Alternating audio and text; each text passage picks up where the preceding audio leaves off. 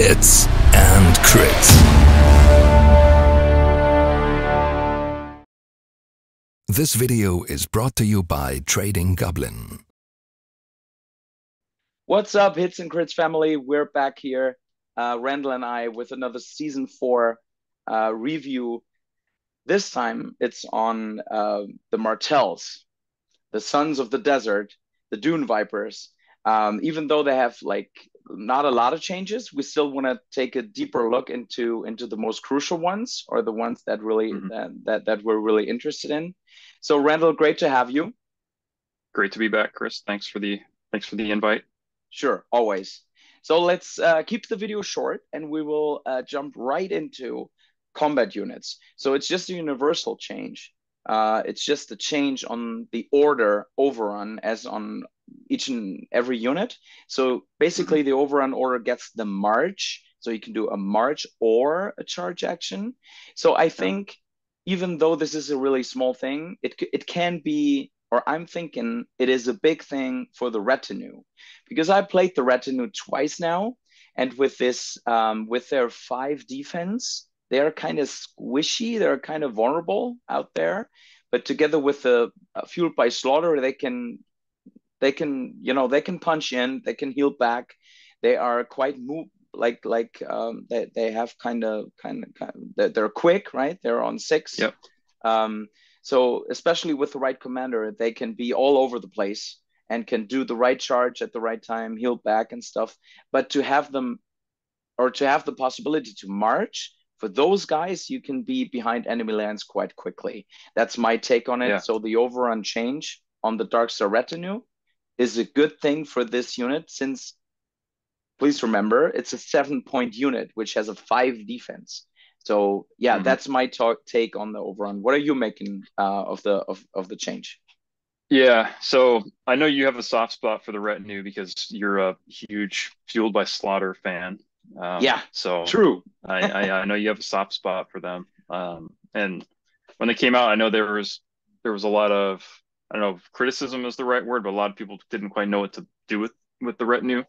Yeah. But I think with this universal overrun change, they got more, I guess, utility now in Martells. Like you said, they have a 6 movement speed, so they can move very fast. And it's overrun has historically been a very situational ability, and it's one of those abilities you almost don't want to pay for because you never know if you're going to get any use out of it. But because it's in my experience, at least, it's hard to set up those chain reaction charges because you never can be in full control of which side of an enemy you're going to necessarily be on. But now with the ability to do a march with these guys, if they kill something, they could cross a big portion of the battlefield and after that overrun. And let's say they did that off of claiming the sword, they kill something, they move right into the rear flank of a enemy unit, and then now they've set themselves up for a rear charge. So I think this universal change to overrun is really going to help the Darkstar retinue. I'm not a Martell player, and I haven't played against any Martells in Season 4 that I can recall, but I think these guys will see more play now in Season 4 with this, or at least people will be experimenting a lot more with them. Yeah, I like last sentence on it. I think the High Hermitage Sentinel, which is their in-house attachment, which gives ambush and enhanced mobility, together with this change, that unit could, after they kill a unit, they can pivot and then march 7, right? So together with him, maneuver 7 or march 14. March 14 inches. That's what I meant. Oh yeah, they pivot before marching. So they pivot and they can march 14 out of where they were. So again, so this overall change does quite a bit for the Hermitage and also for its unit. So that's why I think it's mentioned. We should mention it. So a good change. And it draws right into what we're talking next. We're talking about NCUs next. And first one will be Doran Martell, the commander version of it. So basically the Lord of Sunspear, which stays on the tactics board, while Ira Hota becomes his right hand on the battlefield. So so Doran Martell stays as he is, so he can go on his own and he can replace with Aerohota's unit is doing a march action or a pivot and march, or they do a free retreat on whatever zone he takes. Mm-hmm. So he used to be 5, now he's 4. So again, what we just said, right? If you put Aerohota now in a Darkstar retinue unit, this unit is so highly maneuverable and quick on the battlefield. It basically draws into the same thing, which I mean, I really love to play Doran before, even on 5, but now with 4, he really steps up for me in terms of a commander. He steps up at the same rank as Harman Uller, for example. So he's as good, highly maneuverable, just 4 points, and you get an awesome attachment because Aerohota with the coordinated assault, with can't think about the other two. Furious Charge. It was Furious Charge to become Duty vulnerable. To the crown. And Duty, you heal back. And the Darkstar Retinue again, also they are on 5. If there's a Warwood around, they're on 4. If they do, they will heal back quite some, together with Fueled by Slaughter and healing from the crown. That unit could be really do its thing together with Doran. What do you think? Yeah, no, I think it's a good change. Like taking him from 5 to 4 really like removes that Doran tax that you're paying, so now he's you were basically paying for a 5-point NCU that didn't quite feel like a 5-point NCU, but now you're just paying like your standard NCU cost for him. And obviously his NCU synergizes with Aerohota. That's the point of it. But now you're just not paying that tax. So you have a 1 point extra for taking a more expensive unit or taking an attachment like we talked about. The High Hermitage Sentinel is a super high value attachment, I think. So I think the change is great and will allow Martell players to bring a little more punch to their combat roster. Yeah, I think so too. Yeah. So overall, just one sentence on the Hermitage, maybe. I see him being played now quite often with skirmishers. And I was at first, I was really like digging the Spear Lord being on 8-3, right? And like just maneuver and shoot with 8. A lot of times with precision and rerolls is really a big thing. So you see sand skirmishes with the Spear Lord quite often. But now with the Hermitage out, I see quite a few lists like experimenting with this like 7 movement, because a lot of times you with this 7 movement and together with like early in the game do a pivot and a march, you can quickly position yourself with the Hermitage to a point where you can maneuver into a flank and then shoot, right? Not with 8, but you will do 7 with precision and rerolls. And I think both are quite good. I think it really comes down to your play style, what you prefer. I'm still with my Spear Lord, but I see the Hermitage being used quite often with sand skirmishes now. So just a side note on the Hermitage. Yeah. And one cool thing I like about it is that it allows you kind of in a very Martell way to deceptively deploy. So you can deploy, like you can deploy kind of over here and your opponent thinks you're just going to kind of go in that direction. But with the High Hermitage Sentinel, you can pivot right away and then march a unit in the opposite direction, where before you would have taken a couple of maneuvers to get that far. So it definitely plays into that kind of that Martell vibe. So very cool unit. Exactly, especially when we think about the stuff that Martells can already do, like with the Spearmen, they have tactical reposition, and you have cunning ploy in your hand, right, or in your deck. So there is so much maneuverability and quickness on the field, and I think Martell players will make, especially with the Hermitage, make more and more use of it now. With the Doran change, with the Overrun change, with the Hermitage and stuff. I think we will really see that becoming a faction, which I mean was always quite quick. Just think about the Darkstar too, but think about the Starfall Knights and stuff. So always quick, but now they're even quicker, I think. we Yeah. will see quicker lists now. Yeah. Yeah. So just a For side sure. note on the Hermitage. Hmm. So the other NCU they changed is Ilaria Sand. Ilaria Sand is an NCU which basically, what did we say once about Pycelle? This is the NCU which was on 99% of all Martell lists because she was Yep. just so good. I mean, removing a token always, and if you go to Swords, which you as a Martell player will normally want, that's the place where you want to go, like either way. Hmm. So a lot of times you went to Swords and you were able to dish out two tokens and you hit with the Swords. um yeah, and like best possible would be you did the rising temperatures right beforehand. So yeah, so this change is just like a change which was needed to bring it down what they actually wanted with this S4, because one main theme was to bring the NCUs together into one, so closer together, right? Power And level. Yeah. Kind of but a to one uniform power power level, and level. that's what they did. That's what they did with Hmm. that. I think I always thought that the effect on the swords was too strong.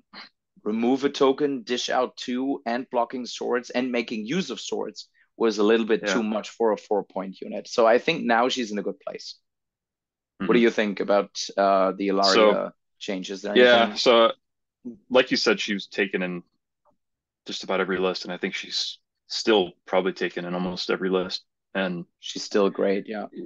like I understand the change, and but to me, like her power was conditional on taking the swords, and to me that means she was only ever going to do this like 3 times a game, because Yeah. from the second round onward, the sword is generally like target number one for an NCU. So um, to me, even though I've only ever been on the receiving end of Ilaria and I hate Ilaria, I I didn't ever I never felt that she was oppressively powerful. So I think, as much as I hate being on the receiving end of her, I feel a little bit sad for Martell players, and just I think part of the change was maybe that so many people complained about her that they just knocked her down a little bit. But Maybe. I never felt she was oppressive. But as someone who's only ever on the receiving end of Martells, I'm happy to see that I'm not going to be taking as quite as many tokens as I have. But yeah, so I'm okay with the change. I'm all good with more NCU options, and I think that's the developer's intent here, to try to dissuade people from always taking Ilaria. So yeah, Yeah. we'll Yeah. see. True. We'll see Yeah. if it True. changes people's behavior.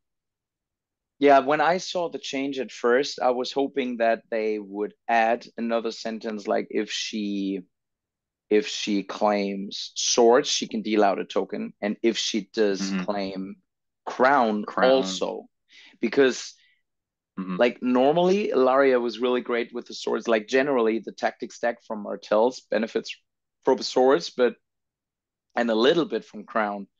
But there are quite a few commanders and attachments that are benefiting from crown.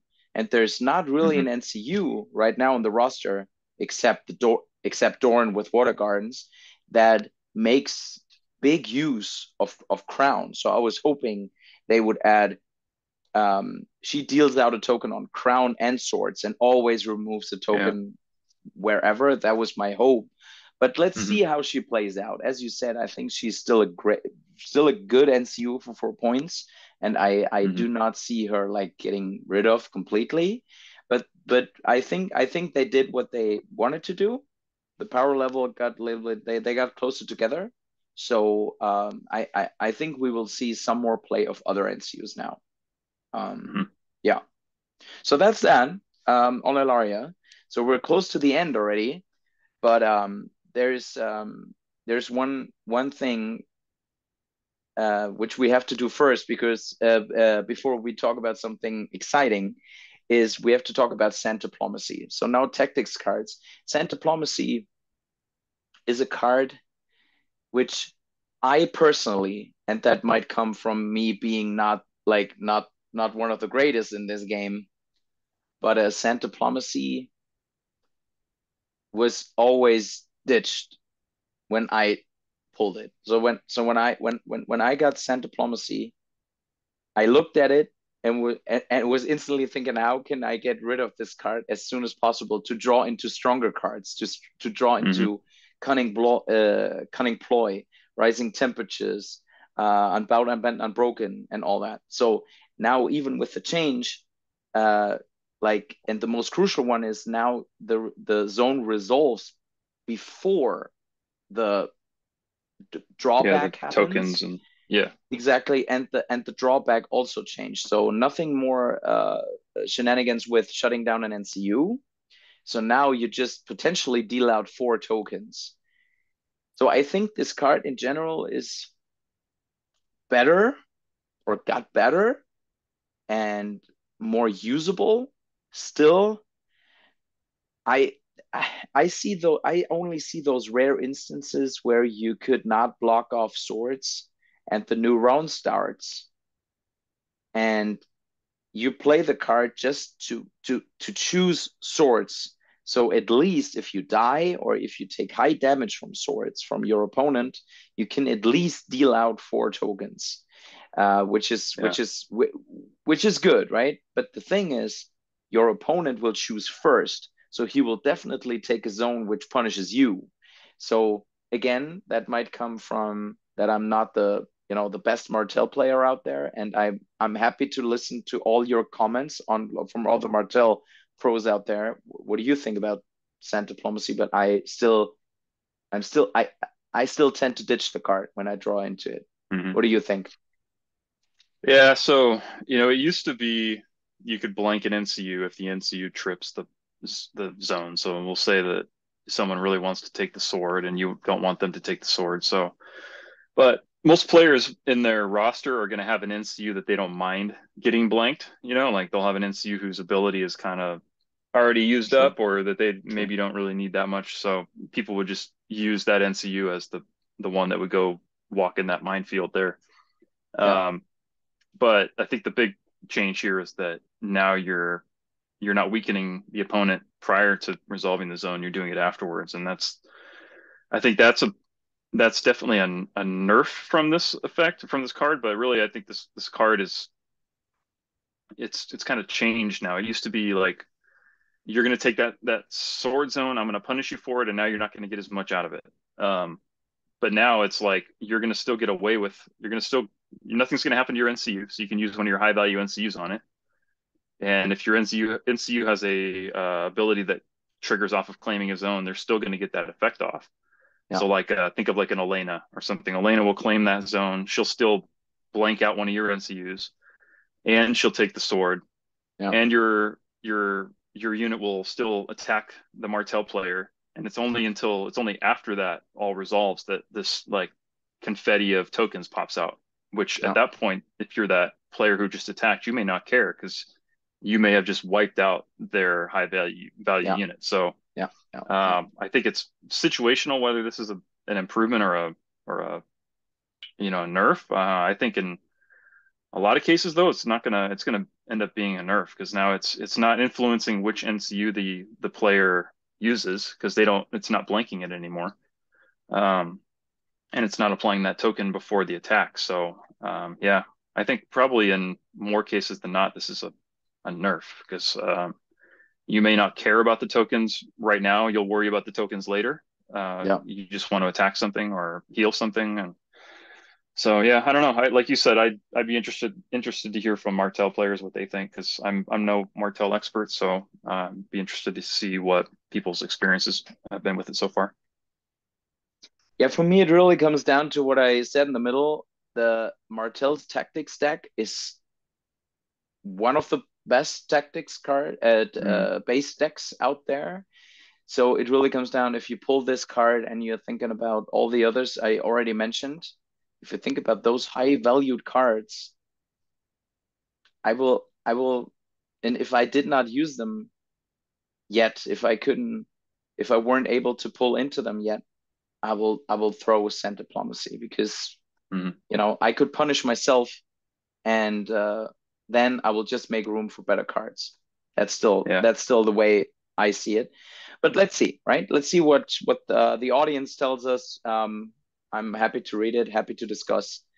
So now, finally, um, this is actually for me, the most exciting change I saw is on Oberyn's Prince of Dorne tactics cards. So Unexpected Yeah. Exhaustion got changed and Viper's Infamy got changed. So when we take a look at Unexpected Exhaustion, um, first of all, the trigger changed, right? It used to be when a vulnerable enemy activates. So they just took out the vulnerable. So this card now is just in general more usable. It's Yeah. played out more easily, more smoothly, right? Also, it makes this particular enemy vulnerable instantly. So Yeah. this is really really awesome because of the synergy with the Manticore Venom from Oberyn. So I really Yeah. like the change, and those two cards that got changed are actually the ones that always held me back from taking Oberyn as a commander more often, because like in general, him being on the battlefield and just going into a unit, this unit is gonna die at some point, right? This unit will die at some point. So and that's for sure, right? So now having those two cards being buffed or being at least at that state where I can see play for them, because before that I was like, okay, that won't happen now. This is too early. Okay, I just throw it away. Or that's too late. That unit is already in that state where I don't need it anymore. Whatever, right? So both cards were right there, and I think Unexpected Exhaustion got now to a place where you can make real use of it, even though even if you do not use it to deal this extra wound on Manticore Venom, it's still a high value card now, a usable card for Oberyn now. What do you think on Unexpected Exhaustion? Yeah, it's nice that it's not as conditional as it was before. It was like you said, you had to select a unit that already had a vulnerable token on it. So now you can, it's a straight up buff because now it dishes out a vulnerable token. Like Yeah. you said, the synergy with Manticore Venom is great. So no, I think it's great. Your opponent won't expect it as much as they would before. Before if the opponent knows Oberyn's deck, he'll know that he's vulnerable to this card if he's got a vulnerable unit. But now, this card can kind of come out of nowhere. But yeah, Yeah. it's good. It's a buff. It's kind of part of what the developers seem to be doing of reducing the number of kind of dependencies and conditional Yeah. aspects of various cards. So this card is kind of self-contained. It doesn't require any outside influence to work. So I think it's good. Yeah. So good or great bridge you built there, because this is exactly what happens on Viper's Infamy when playing Oberyn in the past, and I drew into Viper's Infamy, I was actually always just using the start of any turn, draw a tactics card, Mm-hmm. not even looking for Oberyn's tactics cards. I was actually looking for, again, Rising Temperatures, Unbound and Unbroken, whatever you know whatever it is, whatever I Yep. would need more. So now this card got, in my point of view, way better and more usable, as you said, because it's way easier played out. It's not as conditional. So now you can, in long range of Oberyn, you can do always, under any circumstance, a -2 on movement, which is Mm-hmm. great, right? I mean, and it really feeds into the overall theme of Martells, making your charge worse, making your Mm-hmm. attack weak, making you make you end up in a place where you do not want to be. Yep. And this one deals or goes right into it. Especially now, it used to be when charging Oberyn Martell's unit. That's how it used to be. Now it's just if that enemy fails a charge this turn, wherever on the battlefield, it becomes vulnerable. So again, both it can be used more universally across the battlefield, and still has the potential to feed into Manticore Venom, feed into Oberyn Hmm. Martell. So great changes on both cards, and I would love to see that in the summer more, that they take certain commanders and do exactly this, because there are quite a few out. If you take a look at like every faction, there are quite a few commanders that have that problem, which they just fixed with Oberyn. So I like it. I like Viper's Infamy now, and especially together when you think about Dune Tactics, all those cards that make charge or attack worse or weaker. Yeah, great card now. Yeah, no, What do you I think? agree. I think this card could really take some people by surprise if they don't know Oberyn's deck. So you could have somebody activate a unit and be very confident that they're about to successfully charge you. And when you Yeah, play this card, their chances of successfully charging could go just maybe down slightly, or they could just completely disappear. And the fact that this triggers after the enemy combat unit activates, that means that now this guy, the person you play this on, they can't say, oh, well, never mind, I'm going to activate another unit instead. Now they're stuck with this unit. So yeah, let's say exactly. they had a, let's say they had a charge that was, let's say they had a charge that was a 6-inch charge they needed, but they had a card, Auto they had like in. Rush of Yeah, Aggression or yeah, Reckless Heroism or something. They're like, oh, I'm going to surprise this guy. I'm going to charge him with a 6-inch charge guaranteed, and then you play Viper's Infamy, and now it's an impossible charge, and now he's got to do something else with this unit, and yeah. now he's got to either like pull back or try to maneuver around and then set himself up to get charged by Oberyn's unit or something. So it's a really cool effect now, because it is really going to, I think, take some people by surprise that think that they're really going to pull one over on the Martell player, and the Martell player can just pull the carpet, like pull the rug right out from under them. Yeah, So yeah, yeah, it's a really good change. yeah. I feel so too. Yeah, so that's it on the changes. Randall, what do you think about the overall state of the Martell faction when you think about the changes we saw on Night's Watch Baratheons, right? We talked Hmm. about both now. Where do you see Martells? Are they in which Um, where are they yeah, I in see Martell's stock kind of rising here in this patch. They didn't get a lot of changes, but they're kind of now existing in a world where Night's Watch have been knocked down quite a bit, and I think Night's Watch were probably a good predator to Martell, and now Night's Watch has been knocked down, so I think Martell is going to be moving up a little bit, even though they didn't get a ton of changes. I think just them kind of just normal kind of steady state Martells are going to perform well, I think, in this current meta. So I'm interested to see if people's kind of selection behavior changes with respect to Ilaria. People can comment below. I'd really like to know what people think about sand diplomacy. And mm, more than anything, though, I would like to see people take Oberyn more as a commander. I think he's yeah. really cool, and then I'm also really excited to see what kind of movement shenanigans will come out of this patch with the High Hermitage Sentinel, the Darkstar Retinue, and yeah, no, I'm excited to see what Martells do. I'm hoping not to see them on the other side of the table against me, but I'm excited to see from a very safe standpoint what happens with Yeah, Martells. yeah, yeah. Yeah, I cannot really add to this. I think they were in a pretty well balanced state. They have their drawbacks and they have their strengths, and I think they remain where they are. The only thing I can double down on is really what you said. We had that state where Harmon Uller was like omnipresent.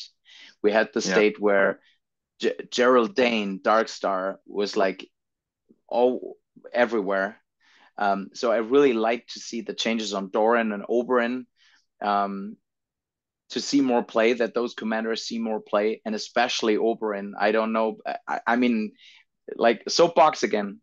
Like when I was thinking Martell is coming, I think at least the lovers of the show, they will relate. Right, when you think about the Martell box, you were thinking about Oberyn Martell leading the pack Yeah.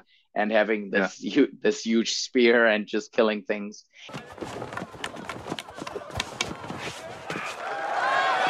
And Hmm. yeah, and he was not a, yeah, let's not say he was a failure, but he was not like just the main. didn't live up to his potential. Yeah. Exactly. So Oberyn was a lot of times, and like his NCU earlier in the game was pretty strong, right? He had this 5 hits when you attacked something.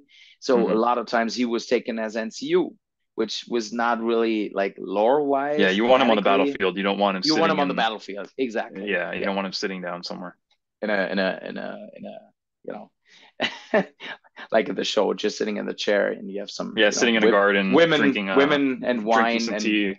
Exactly, some tea.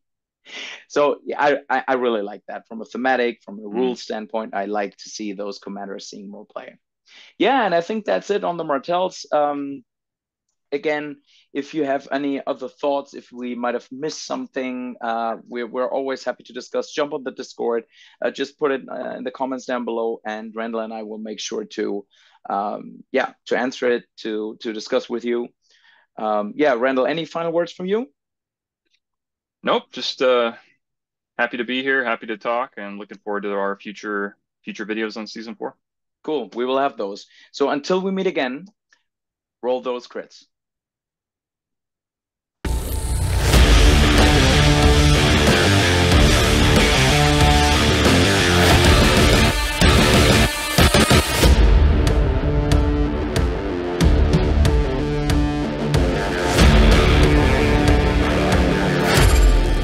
Come for the hits and stay for the crits.